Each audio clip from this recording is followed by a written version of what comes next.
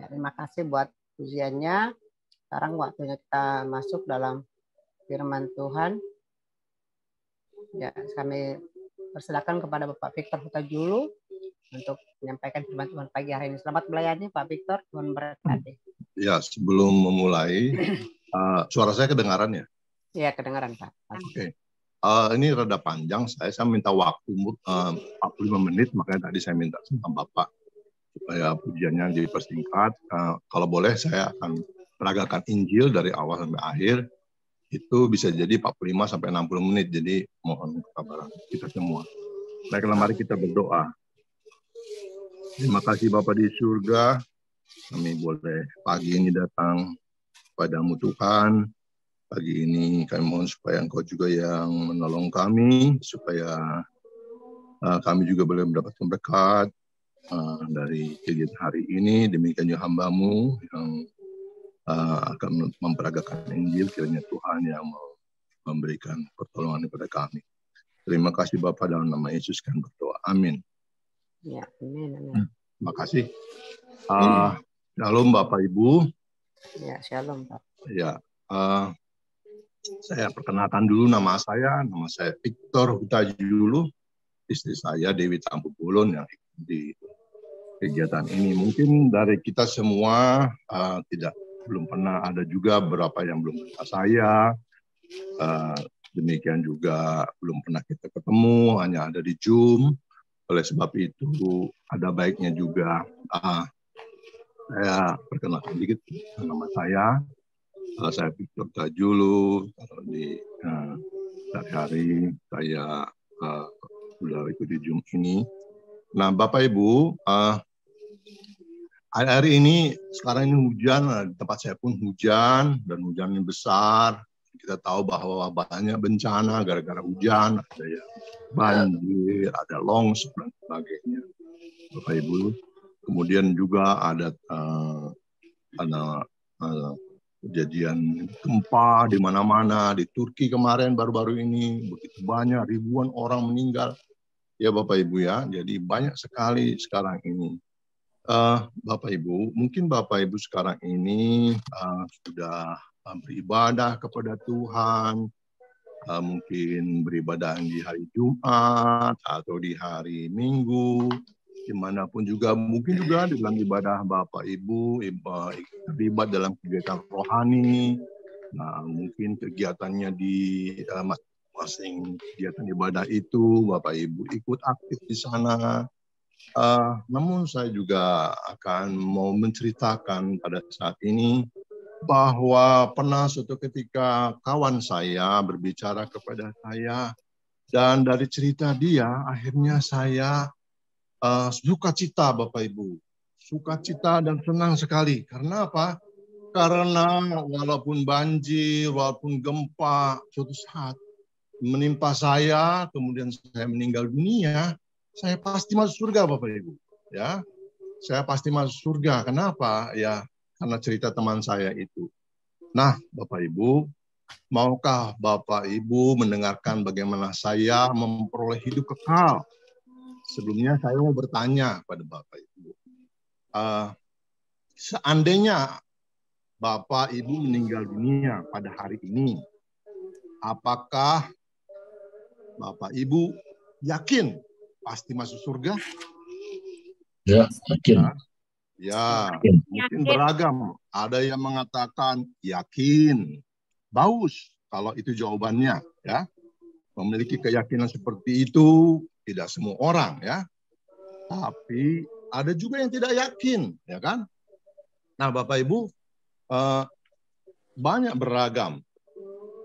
Dulu juga saya begitu, tidak yakin, ya kan? Tapi setelah saya mendengar dari seorang teman, seperti saya cerita tadi, saya bisa memperoleh hidup kekal, Bapak Ibu ya. Ini adalah hak terhebat yang pernah terjadi dalam hidup saya. Sehingga kapanpun, dimanapun, dengan cara apapun, saya meninggal dunia, saya pasti masuk surga. Saya mempunyai kabar baik. Maukah Bapak Ibu mendengar cerita saya? Mau. Amen. Saya bertanya lagi pada Bapak Ibu ya, pertanyaan yang kedua nih. Seandainya Bapak Ibu meninggal dunia pada hari ini dan Allah bertanya kepada Bapak Ibu, mengapa aku, kata Tuhan ya, harus mengizinkan engkau masuk surgaku? Nah, apakah yang akan Anda katakan? Ya. Nah, banyak beragam ya. Ya, ada yang mengatakan, ya saya telah berbuat baik, saya taat beribadah, saya tidak berbuat jahat, itu bagus ya kan. Tetapi Bapak Ibu, harus sebaik apa kita sampai masuk surga, ya kan? Nah, sekarang ada juga mengatakan saya percaya Yesus, ya kan? Itu baik sekali. Tapi saya mau bertanya, apa sesederhana itu? Apa tidak perlu berbuat baik itu untuk masuk surga? Nah, Bapak Ibu, harus sebaik apa kalaupun kita harus berbuat baik?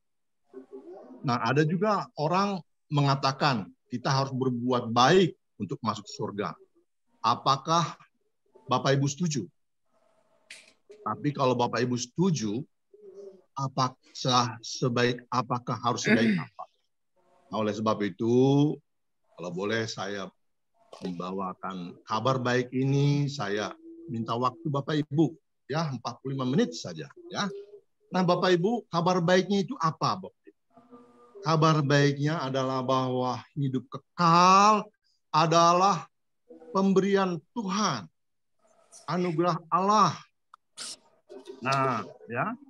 Hidup kekal itu merupakan pemberian, Bapak Ibu, ya, yang diberikan Tuhan secara cuma-cuma, gratis, tidak perlu membayar.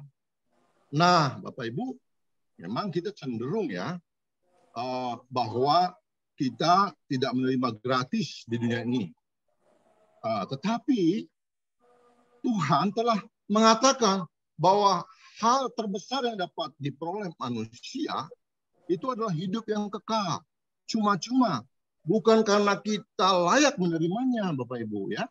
Nah, tapi Bapak Ibu, hidup kekal tidak dapat diterima karena usaha atau karena upah. Ya, di dalam Efesus 2 ayat 8 dan 9 dikatakan, sebab karena kasih karunia kamu diselamatkan oleh iman, ya kan? Itu bukan hasil usahamu, tetapi pemberian Allah. Itu bukan hasil pekerjaanmu. Jangan ada orang yang memegahkan diri, Bapak Ibu. Nah, bayangkan saya memberi hadiah kepada Bapak Ibu. Katakan saja sebuah jam misalnya. Jam inilah misalnya ya, yang mahal. Jika Anda berusaha membayar saya, misalnya katakanlah 50.000, maka itu bukan pemberian, bukan? Itu adalah hadiah, ya kan? Itu adalah hadiah. Nah, itu adalah beli, gitu kan? Bukan hadiah, ya kan? Nah, Anda berusaha membayar, tentu saja hal seperti itu bukan pemberian, tapi itu hanyalah transaksi. Demikian pula hidup kekal bukan diperoleh sebagai hasil usaha kita, bukan diperoleh karena upah, tetapi itu gratis, Bapak Ibu. Cuma-cuma, tidak perlu bayar, dengan pelayanan ibadah, dengan kesetiaan kita, meskipun ini pemberian cuma-cuma, tetapi semua orang tidak dapat memperolehnya, Bapak Ibu. Apakah yang menghalangi kita untuk menerima anugerah hidup kekal itu? Yaitu dosa, Bapak Ibu. Nah, Bapak Ibu, karena manusia itu berdosa, termasuk di dalamnya kita, Bapak, Ibu, dan saya. Saya rasa tidak sulit melihat kalau kita melayangkan pandangan sekeliling kita di dunia ini dan lihat betapa kebobrokan dan kekacauan terjadi di mana-mana, ya kan? Nah, sebelum itu saya mau tanya Bapak Ibu, apakah dosa itu menurut Bapak Ibu? Banyak beragam ya, banyak, ada yang dosa itu melawan melanggar terhadap peraturan Tuhan, baik dalam perkataan, perbuatan, dan pikiran. Ya, contohnya dosa itu bohong, mencuri, dendam, iri hati, ya kan, pikiran kotor. Tapi Bapak Ibu, dosa itu juga tahu yang baik tapi tidak melakukannya, itu juga dosa Bapak Ibu. Contohnya tidak taat beribadah, ya itu juga berdosa, mengabaikan Tuhan, ya. Jadi jika dosa seperti ini tentunya dalam sehari kita tentunya banyak berbuat dosa ya Bapak Ibu. Nah, sekarang kita begini saja. Kita hitung-hitung aja Bapak Ibu ya. Seandainya 3 dosa sehari, saya bikin ini ada tulisan nggak? Ya, oke lah. 3 dosa sehari ya. 3 dosa sehari Bapak Ibu. Nah, kalau dosa 3 sehari itu orang jahat atau orang baik Bapak Ibu? Tentu orang baik ya. Pagi berdosa, misalnya mau kamar mandi, ternyata diserobot anak kita, terus marah kita. Pergi kita naik mobil yang kedua, atau naik motor keluar, tiba-tiba diserobot sama orang, kita keluar kata-kata yang tidak berdosa juga, dan sebagainya. Anggaplah 3 dosa sehari, itu udah orang yang baik ya Bapak Ibu, kan? Nah sekarang kita hitung, mari kita hitung 3 dosa sehari ini. Ternyata Bapak Ibu, sebulan berapa? 3 dosa kali 30 itu berarti 90 dosa sebulan. Nah dikalikan setahun, dikalikan 12. 90 dikali 12 itu ada sekitar 1080. Tapi kita bulatkanlah, anggaplah 1000 kita diskon 80. Berarti 1 tahun dengan 3 dosa sehari itu ada 1000 dosa.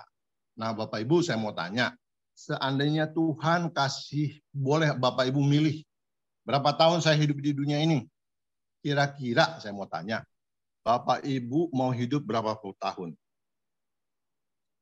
Saya anggaplah Bapak Ibu hidupnya 80 tahun ya. Nah berarti berapa dosa Bapak Ibu dengan 80 tahun? Berarti 80 kali 1000, 80.000. Nah itu ternyata banyak ya.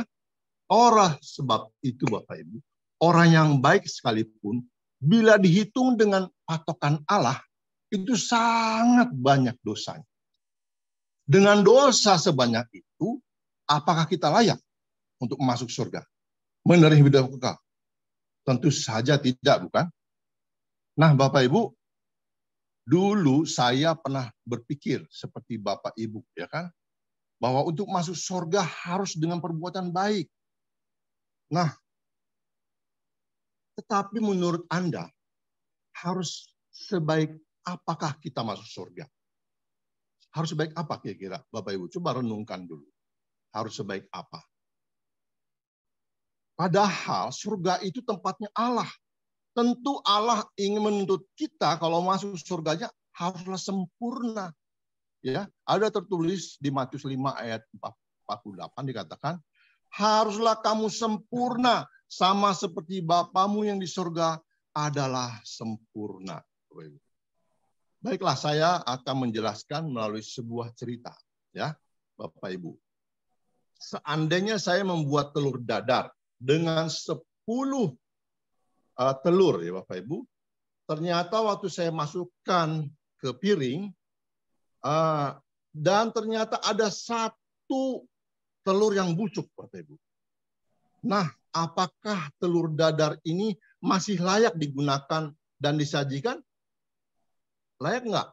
Kalau ada 10 telur, tiba-tiba 1 dari antara 10 itu ternyata tercampur busuk. Apakah layak disajikan? Tidak. Tentu saja tidak ya. Tidak. Karena apa? Karena 1 telur yang busuk telah mencemarkan 9 telur yang lain, bukan?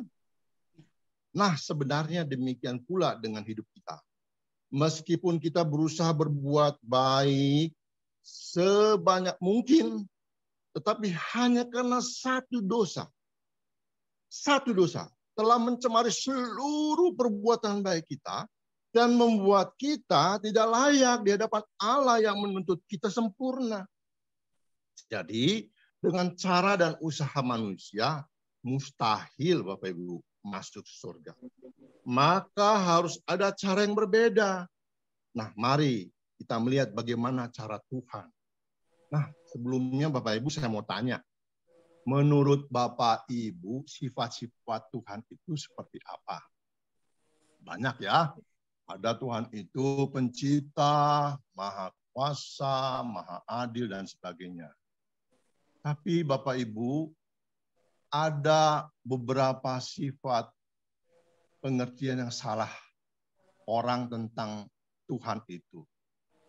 Orang menganggap Tuhan itu, pengertian yang salah itu pertama, menganggap Tuhan itu seperti kakek. Ya, Bapak Ibu, yang pernah jadi kakek, yang sekarang ini atau nenek, ya, biasanya menekankan kasih kepada cucunya, tetapi tidak pernah menyatakan keadilannya jika cucunya bersalah, bukan? Ya, kalau beda kita berlaku sama anak dengan pada cucu kita, bukan? Demikian pula sebagai orang beranggapan bahwa Allah itu hanya kasih. Jadi berbuat baik tidak apa-apa. Allah pasti mengampuni dan tidak menghukum kita. Nah, pandangan ini terlalu melebihkan kasih dan kemurahan Allah. Ya. Sehingga mengabaikan keadilan Tuhan. Nah, salah pengertian yang lain adalah beranggapan bahwa Allah itu seperti tokoh polisi, Bapak Ibu, yang adil, yang selalu menghukum orang yang bersalah. Nah, demikian pula anggapan sebagian orang bahwa Allah itu hanya menghukum, tetapi tidak mengasihi. Nah, pandangan ini terlalu melebihkan murka dan keadilan Allah, sehingga mengabaikan kasih-Nya. Jadi yang benar seperti apa Bapak Ibu? Yang benar Allah itu kasih dan adil. Allah mengasihi kita. Salah satu yang penting yang menakjubkan dari Allah adalah bahwa Dia tetap mengasihi kita sekalipun kita berdosa, ya kan? Dan karena kasih-Nya itu Allah tidak ingin menghukum kita orang berdosa. Tetapi kasih Allah itu juga adil, ya.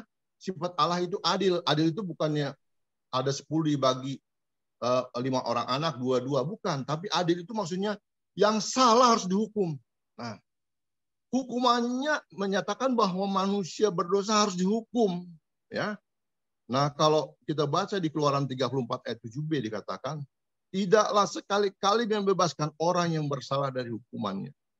Jadi tidak ada keraguan mengenai hal ini, bahwa Allah pasti akan menghukum manusia yang berdosa, Bapak Ibu, ya kan?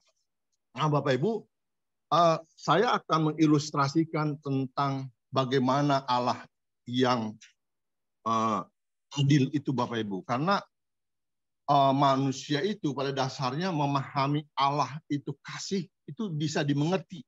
Karena semua orang ingin mendapatkan kasih Allah.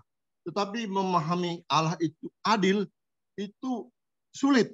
Oleh sebab itu saya akan kasih satu ilustrasi, ya kan? Ilustrasinya begini Bapak Ibu. Seandainya saya misalnya merampok bank karena kebutuhan hidup, ya kan? Saya katakanlah merampok 50 juta. Tapi akhirnya saya tertangkap karena ada kamera yang tersembunyi. Ya, merekam saya, ya kan? Nah, ketika di hadapan di meja hijau, bukti-bukti yang ada memberatkan saya. Lalu jaksa menuntut hukuman 5 tahun penjara. Lalu saya berkata, saya mengaku bersalah Pak Hakim. Saya sangat menyesal Pak Hakim telah merampok bank itu. Saya sudah mengembalikan uangnya dan tidak seorang pun yang terluka. Saya berjanji tidak akan merampok lagi. Saya bertobat, Hakim. Mohon Bapak Hakim berkenan membebaskan saya. Apakah hakim itu dapat dikatakan adil jika ia membebaskan saya? Tidak. Bagaimana Bapak Ibu? Tidak. Tentu tidak, bukan? Dia bukan hakim yang adil. Kalau dia membebaskan perampok bank hanya karena saya sudah mengaku, sudah menyesal, sudah berjanji tidak akan merampok bank lagi. Kalau hal ini terjadi dibebaskan gitu, maka tidak akan ada satu bank pun di dunia ini yang merasa aman, bukan? Begitu pula halnya dengan kita. sebagai orang berdosa, Allah pasti menghukum kita. Sesungguhnya Allah berfirman, upah dosa itu maut, Bapak Ibu, di Roma 6 ayat 23a. Maut berarti bukan hanya mati secara jasmani, namun juga secara rohani, Bapak Ibu. Selama-lamanya di neraka, Bapak Ibu. Mengertikah apa masalahnya? Allah itu kudus dan adil, dan dia harus menghukum manusia berdosa. Tetapi dia juga penuh kasih dan berbelas kasihan dan tidak ingin hukum kita. Jadi kalau Allah menunjukkan kasih-Nya dan mengampuni kita, itu berarti Allah itu tidak adil. Padahal adil itu yang salah harus dihukum, kan?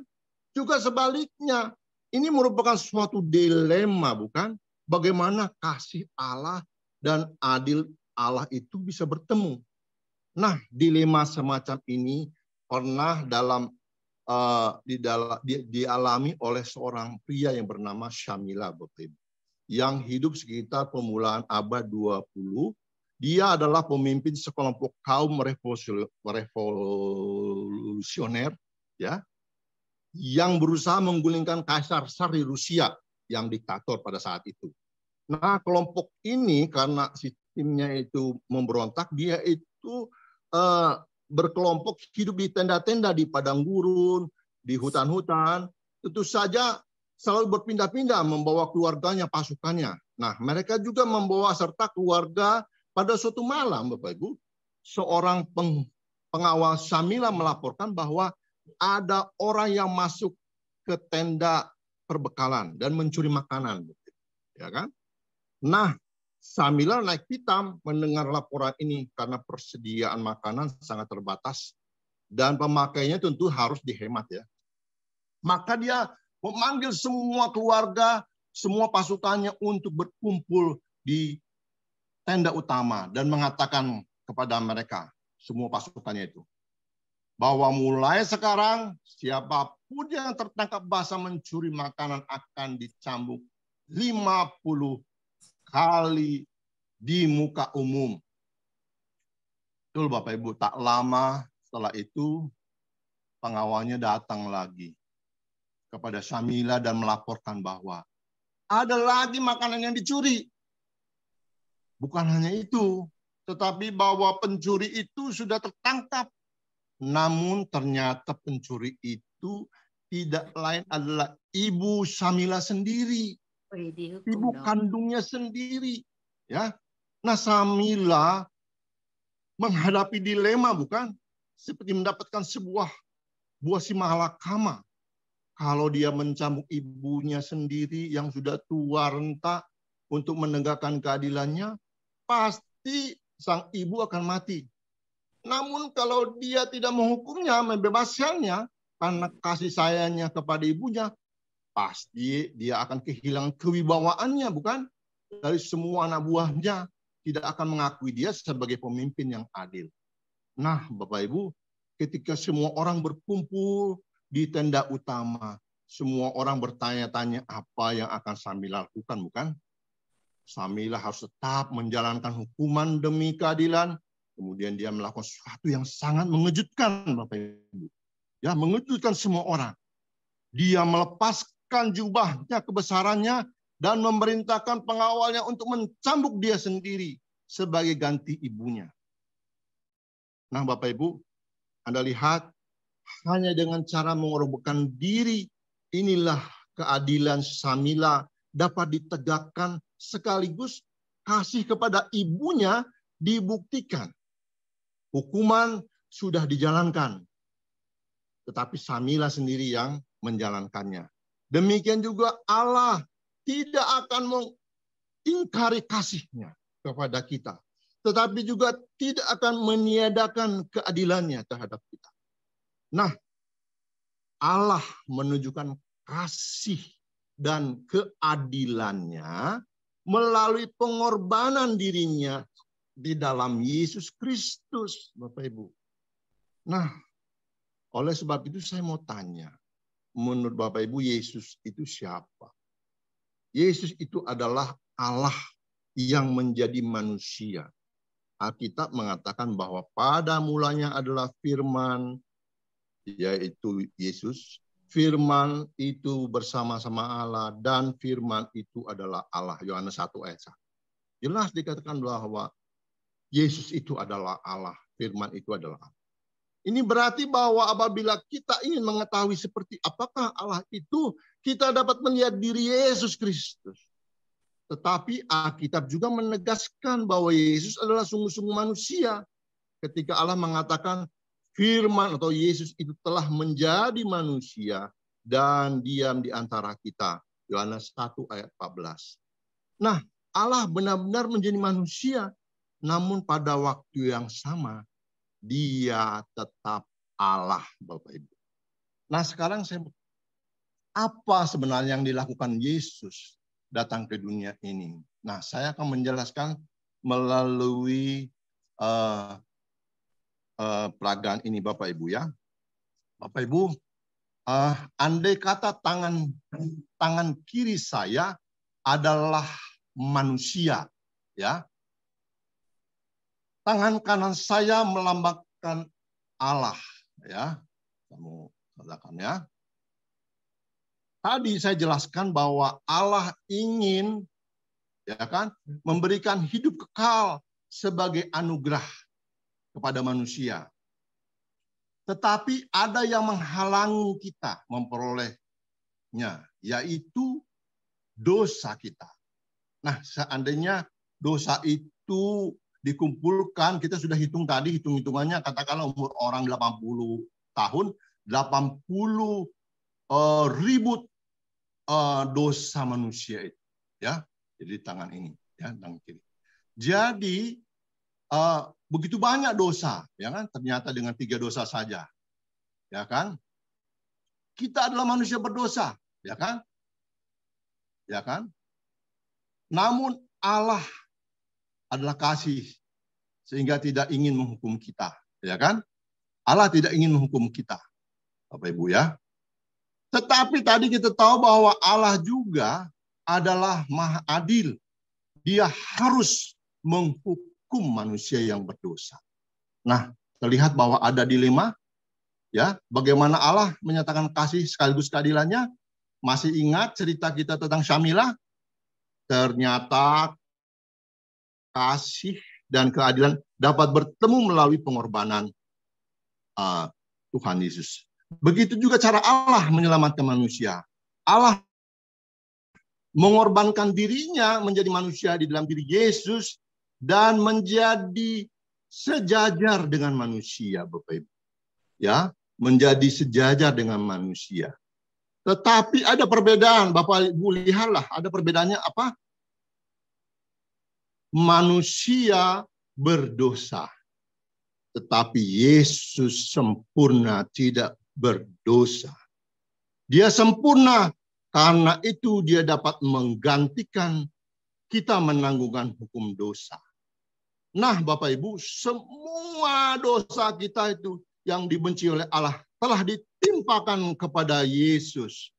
Ya kan? Dia yang tidak mengenal dosa telah dibuatnya menjadi dosa karena kita, supaya di dalam Dia kita dibenarkan oleh Allah. 2 Korintus 5 ayat 21. Nah, Bapak Ibu, di atas kayu salib, ya, Yesus telah menjalani hukuman dosa. Ya kan? Jadi dosa kita itu ditanggung di kayu salib. Oleh sebab itu, Yesus sebelum mati berkata, sudah selesai. Apa maksudnya sudah selesai? Yang dimaksudkan adalah bahwa proses penebusan dosa yang dilakukannya sudah selesai. Satu kali untuk selama-lamanya. Tebusan yang diminta Allah bagi dosa kita atau mau telah dibayar lunas oleh Yesus dengan kematiannya sendiri di kayu salib, ya. Dia mati, ya kan? Kemudian Yesus bangkit, ya kan? Dari kubur naik ke surga, ya. Dan oleh kemenangannya atas maut, sekarang dia menawarkan hidup kekal kepada kita sebagai anugerah atau hadiah cuma-cuma. Nah, anugerah hidup kekal itu hanya dapat diterima dengan iman, Bapak Ibu. Nah, Bapak Ibu, iman itu apa? Nah, ini saya ada kunci di sini, ya kan? Ada kunci, ibarat kunci, Bapak Ibu, ya. Anda bisa saja mempunyai sebuah gantungan kunci, kemudian ketika Bapak Ibu pergi ke satu tempat, pulang ke rumah, mau membuka pintu utama, apakah bisa pakai kunci yang lain? Tidak bisa, bukan? Hanya kunci yang cocok untuk pintu rumah saja. Walaupun yang lain itu mirip, Bapak Ibu, tetapi tidak bisa membuka pintu utama di depan rumah kita. Hanya satu kunci yang bisa membuka pintu rumah kita, bukan? Nah, Bapak Ibu, seperti itu iman, ya kan? Kunci yang benar untuk membuka pintu surga disebut iman yang menyelamatkan. Sedangkan kunci yang lain yang disebut iman yang tidak menyelamatkan. Kunci ini mirip, Bapak Ibu, mirip sekali, ya. Tetapi tidak bisa membuka pintu surga.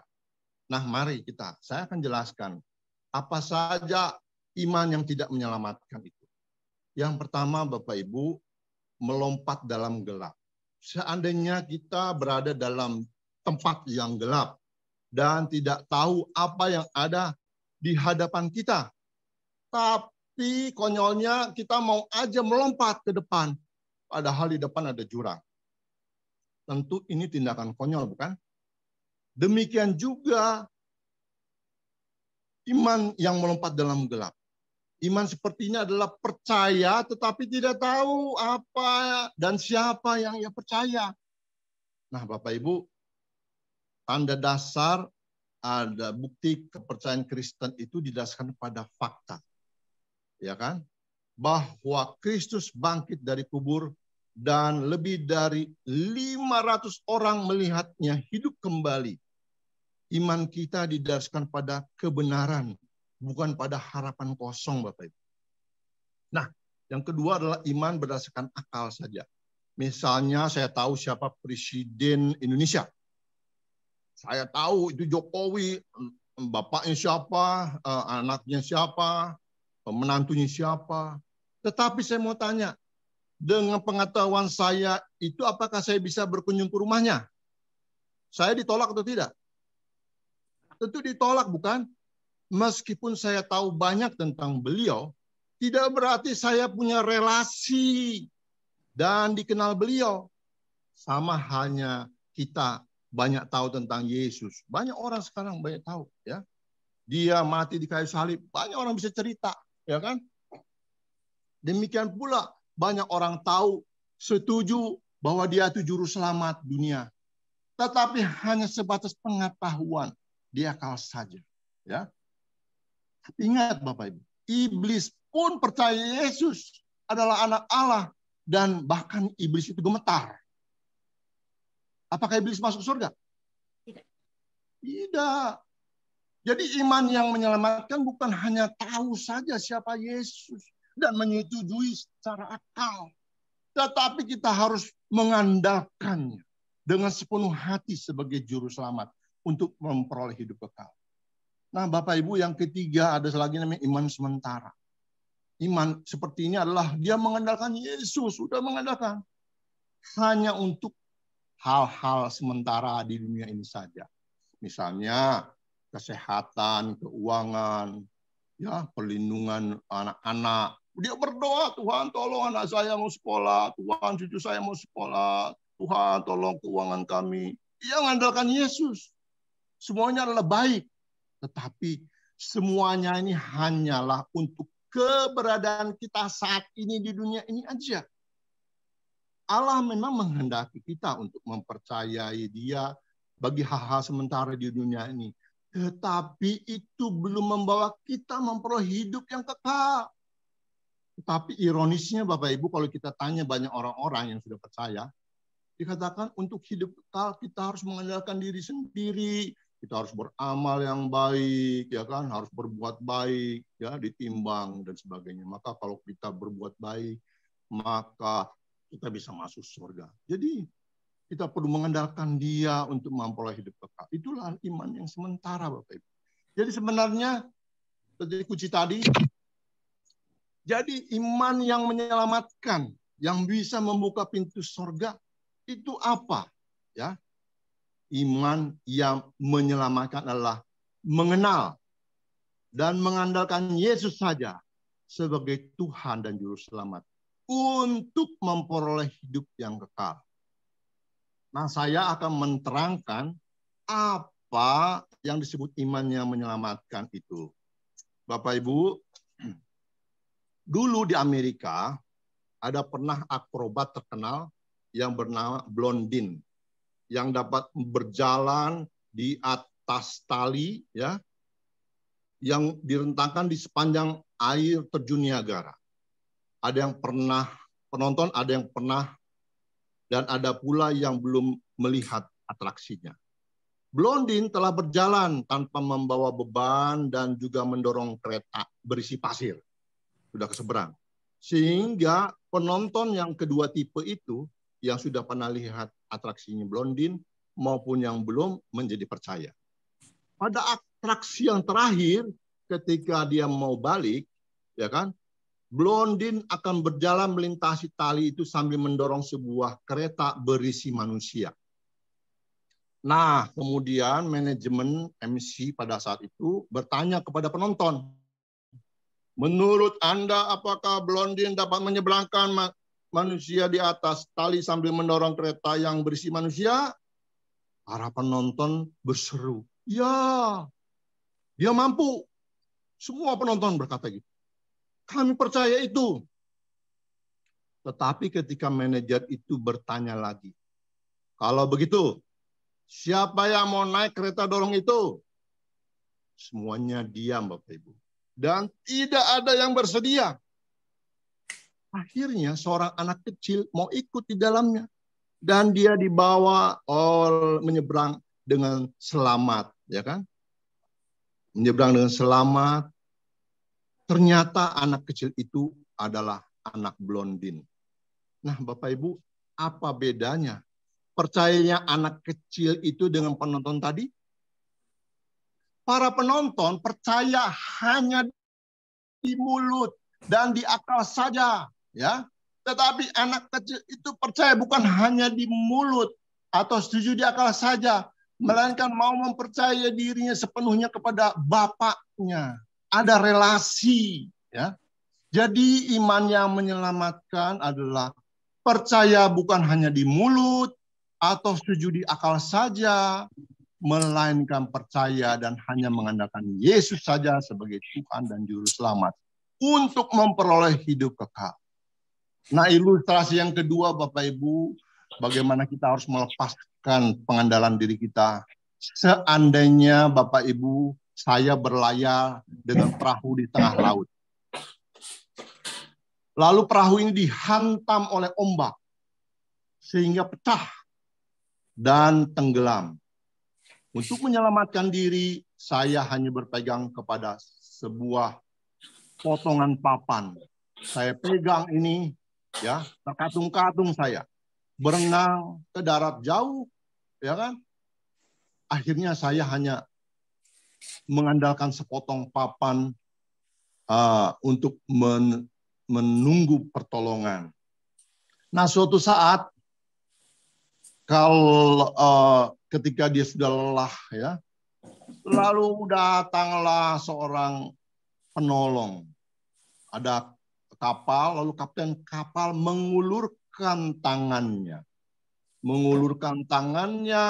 kepada saya. Nah, apa yang harus saya lakukan? Benar, saya harus lepaskan dulu yang saya pegang, bukan? Balok yang saya pegang itu saya harus lepaskan. Nggak bisa saya pegang-pegang lalu saya ikuti, saya minta uluran tangan dia saya pegang. Tapi balok ini saya terus saya bawa sampai ke atas perahu. Itu nggak akan mungkin. Maka yang harus benar adalah balok yang selama ini menjadi andalan saya terkatung-katung di laut. Ya kan? Itu harus saya lepaskan dulu. Lalu saya terima pegangan sang kapten, ya kan? Lalu saya diangkat, ya kan? Nah, itulah. Jadi kita harus melepaskan potongan papan yang selama atau balok selama ini kita andalkan dan mempercayakan diri sepenuhnya kepada tangan sang kapten. Nah, kapten kapal itu melambangkan Yesus Kristus. Melakukan hal yang sama untuk kita. Yesus datang dan mengulurkan tangannya kepada kita.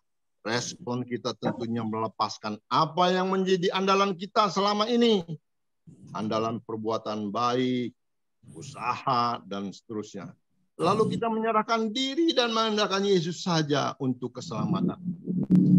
Nah, Bapak Ibu, ada lagi satu ilustrasi ya, yang mau mengatakan apakah juga nggak cukup, ya kan? Kita harus juga dengan perbuatan baik. Nah, saya akan cerita tentang satu cerita. Seandainya saya masuk ke saat terperosok kepada jurang yang dalam 10 meter, Bapak Ibu, ya, 10 meter, dan saya di dalam nggak berdaya. Saya tunggu di atas siapa yang nolong saya. Ternyata ada di atas itu yang menolong saya. Tetapi dia menggunakan tali 5 meter, Bapak Ibu. Kan dalamnya jurang itu 10 meter. 5 meter menggunakan tali, disambung dengan benang 5 meter lagi. Apakah kira-kira saya bisa naik, Bapak Ibu? Tentu tidak, bukan? Akan pecah, akan putus di bagian benangnya. Atau gini sajalah, talinya itu panjangnya 9,9 meter. Sedangkan benangnya 0,1 meter. Apakah saya bisa naik ke atas? Tentu mustahil, bukan? Karena akan putus pada bagian benangnya. Nah, tali itu melambangkan karya keselamatan Kristus. Tali itu adalah bagaimana keselamatan Kristus. Sedangkan benang itu melambangkan usaha dan perbuatan baik kita. Jadi Bapak Ibu, dengan ilustrasi ini, karya keselamatan Kristus di kayu salib sempurna. Satu kali untuk selama-lamanya. Tidak perlu ditambahkan dengan perbuatan baik atau kesalahan kita. Nah, Bapak Ibu, apakah semua ini dapat Bapak pahami? Bapak Ibu pahami? Apakah Bapak Ibu mau menerima anugerah hidup kekal? Jika Bapak Ibu mau, ya kan? Menerima hidup kekal itu tentu Anda juga harus menerima sang pemberi hidup kekal, yaitu Yesus. Juga harus mengalihkan dari pengandalan diri kepada Yesus sebagai juru selamat. Kemudian mengakui Yesus sebagai Tuhan di dalam hati. Dan bertobat, yaitu meninggalkan dosa lama dan berbalik arah kepada Yesus saja. Ya. Nah, jika Bapak Ibu mau seperti itu, ya, menerima Yesus seperti itu, maka Bapak Ibu bisa mengatakan di hati, ya saya mau untuk menerima Yesus sebagai juru selamat. Oleh sebab itu, jika ini yang Anda inginkan, marilah kita berdoa bersama-sama untuk mengungkapkan kepada Tuhan apa yang baru saja Anda putuskan. Ya, kita akan berdoa. Mari kita bersatu dalam doa. Nah, saya mulai dengan berdoa kepada Tuhan. Nanti Bapak Ibu akan ikuti kata saya. Tuhan Yesus, kami bersyukur bahwa Bapak Ibu telah mengerti dan mau menerima hidup kekal. Sekarang Bapak Ibu ini ingin mengatakan secara pribadi apa yang menjadi kerinduannya kepada Tuhan. Nah, mari Bapak Ibu mengikuti apa kata saya dengan doa ini. Biarlah Bapak Ibu yang berdoa kepada Tuhan, saya hanya mengarahkannya. Tuhan Yesus Kristus, saya adalah orang berdosa dan tidak layak menerima hidup kekal. Tetapi saya percaya bahwa Engkau telah mati dan bangkit dari kubur untuk menyediakan tempat di surga untuk saya. Tuhan Yesus masuk ke dalam hati saya, menjadi Tuhan dan Juru Selamat, sekarang sampai selama-lamanya. Dan ampunilah segala dosa saya. Saya bertobat dari dosa-dosa saya. Dan sekarang saya mengandalkan Engkau saja, Yesus, untuk keselamatan saya.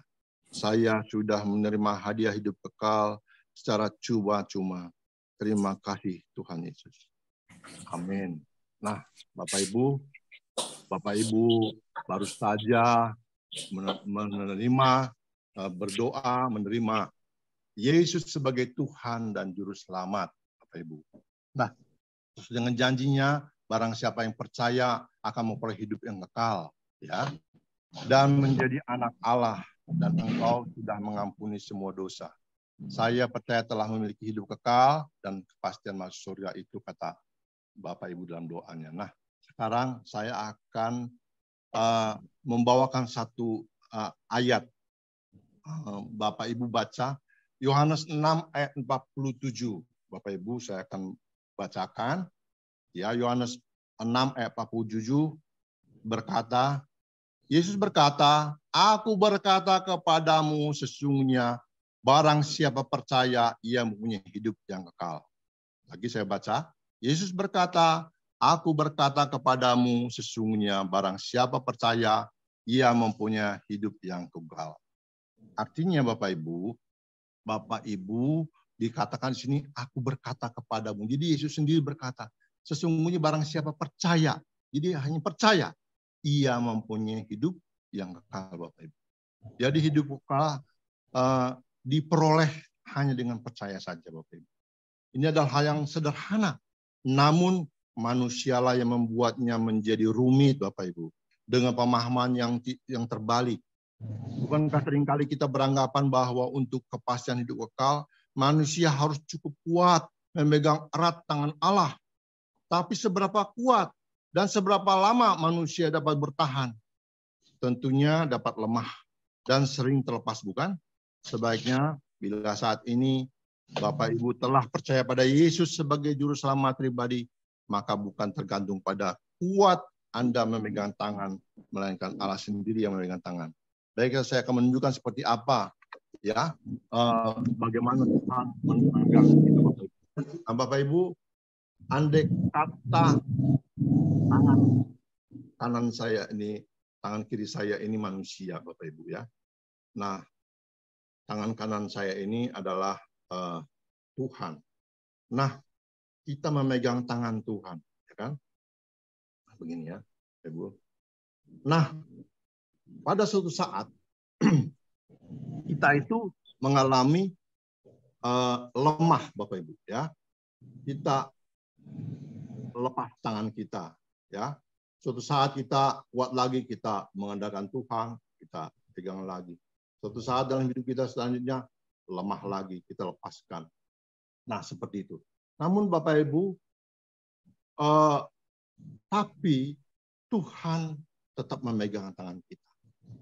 Ya, janji Tuhan, jaminan keselamatan kita terletak pada janji dan kesetiaan Allah sendiri. Bukan pada kesetiaan kita yang rapuh. Nah, Bapak Ibu, kita bisa baca di Yohanes 10 ayat 28. Yohanes 10 ayat 28. Ya, Bapak Ibu buka, saya akan bacakan begini katanya. Aku memberikan hidup kekal kepada mereka, dan mereka pasti tidak akan binasa sampai selama-lamanya. Dan seorang pun tidak akan merebut engkau dari tanganku. Ya, seorang pun tidak akan merebut dari tanganku. Tuhan sekali lagi menegaskan bahwa hidup kekal itu pemberiannya bagi yang percaya. Dan hidup kekal yang diberikannya bukan suatu yang masih bersifat harapan atau mudah-mudahan atau tidak pasti. Melainkan hidup kekal yang diberikan itu pasti tidak binasa untuk selama-lamanya. Dan seorang pun tidak akan merebut dari tanganku. Jadi saat ini Allah sendiri yang memegang tangan dan menjamin keselamatan Bapak Ibu. Sehingga tidak ada yang perlu dikhawatirkan lagi. Ya, oleh sebab itu Bapak Ibu, puji Tuhan, Bapak Ibu sudah menerima Yesus Oleh sebab itu saya mau tanya lagi pertanyaan yang semula. Seandainya Anda meninggal dunia, apakah Anda pasti masuk surga? Seandainya Anda meninggal dunia dan berdiri di hadapan Allah, dan Allah bertanya, mengapa aku harus mengizinkan kamu masuk surgaku? Apakah jawaban saudara? Ya, Bapak Ibu, jelas bahwa hidup kekal adalah anugerah Allah yang kita peroleh melalui iman. Kita melakukan perbuatan baik bukan untuk memperoleh hidup kekal, tetapi sebagai ucapan syukur kepadanya. Kalau kita baca di Efesus 2 ayat 10 nanti. Dan sebagai buah dari keselamatan kita. Jadi Bapak Ibu, kita hidup saat ini berbuat baik bukan untuk masuk surga, tetapi berbuat baik karena memang kita diciptakan Allah untuk berbuat baik. Dan bahwa perbuatan baik itu sebagai ucapan syukur kita kepada Tuhan. Selamat datang dalam keluarga Allah. Bapak Ibu, selamat datang. Baiklah, itulah. Mari kita bersatu dalam doa, kita tutup acara kita. Terima kasih, ya Bapa di surga, kami sudah boleh belajar mendengar bagaimana penyajian Injil yang singkat ini. Biarlah Tuhan yang menolong kami, sehingga kami juga bisa menerapkan ini dalam kehidupan kami, dan percaya pada Yesus saja sebagai Tuhan dan Juru Selamat, mengandalkan Engkau saja untuk memperoleh hidup yang kekal. Berikan kami kemampuan kami untuk juga membawa jiwa-jiwa kepada-Mu Tuhan. Terima kasih. Dalam nama Yesus kami berdoa. Amin.